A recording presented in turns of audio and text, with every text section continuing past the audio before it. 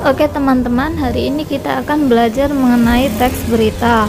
Saya yakin banyak di antara kalian yang pernah melihat berita, membaca berita, atau mendengar berita dari berbagai macam media yang kita punya. Berita adalah laporan mengenai peristiwa yang aktual, menarik, dan juga penting untuk dikabarkan ke masyarakat.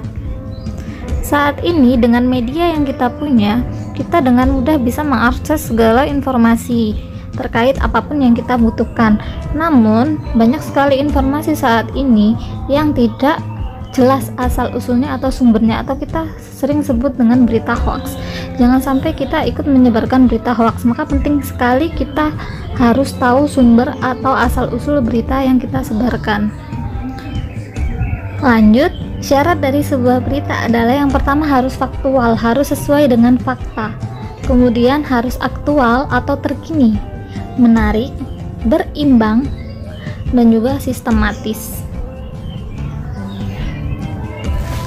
Dalam menyusun sebuah berita, ada sebuah rumus yang kita pakai, yaitu kita kenalnya dengan adik Simba. A itu apa peristiwa yang akan kita beritakan, di mana peristiwa itu terjadi, kapan peristiwa itu terjadi, siapa yang terlibat, mengapa peristiwa itu terjadi, dan bagaimana proses kejadiannya. Mari kita pelajari lebih lanjut. Nah, dalam menyusun sebuah berita, kita harus paham betul mengenai struktur berita. Jadi unsur berita yang kita kumpulkan tadi kita susun ya sesuai dengan struktur berita. Yang pertama itu kepala, tubuh, kemudian ekor.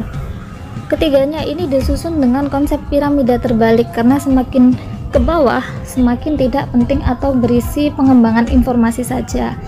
Nah, selain dari strukturnya, kita harus paham betul bagaimana membuat sebuah berita, yaitu dari judul. Pertama, judul berita itu harus menarik. Karena apa? Orang tertarik dengan berita kita itu karena baca judulnya terlebih dahulu. Kemudian yang kedua, judul kita itu tidak boleh ambigu. Ambigu itu bermakna ganda atau membuat orang berpikir hal lain daripada yang kita maksudkan. Nah, di sini ada contohnya pejabat-pejabat goblok. Goblok di sini punya, mungkin orang menangkapnya maksudnya lain ya. Yang kedua, judul berita itu tidak boleh terlalu panjang, karena kalau terlalu panjang orang juga sudah malas membacanya atau tidak tahu inti yang mau kita sampaikan itu apa. Jadi berita itu cukup 5-10 kata saja. Yang keempat, judul berita itu harus mencerminkan isi berita. Jadi apa yang kita sampaikan itu harus sesuai dengan judulnya. Jangan sampai kita pakai judul A, ternyata isi beritanya itu lain atau tidak sesuai dengan judulnya. Itu juga akan jadi masalah. Nah, sekarang kita bahas lebih lanjut mengenai strukturnya tadi ya.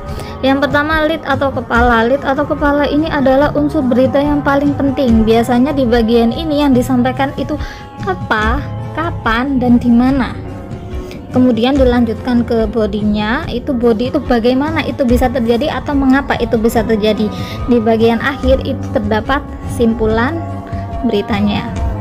Nah, berita bisa kita akses dari berbagai media ya, bisa online, cetak, atau audio dengan segala gadget atau gawai yang kita punya.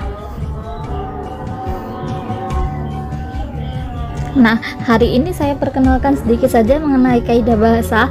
Nanti akan ada video lebih lanjut atau pembahasan lebih lanjut mengenai satu persatu kaidah bahasa dari teks berita ini. Yang pertama, sebuah berita kaidah bahasanya harus menggunakan bahasa baku. Kemudian di dalamnya ada kalimat langsung. Yang ketiga ada kata kerja mental. Yang keempat ada keterangan waktu dan ada keterangan tempat. Yang kelima ada konjungsi temporal dan juga konjungsi kronologis. Nah, ini akan kita bahas lebih lanjut di video selanjutnya. Selamat belajar.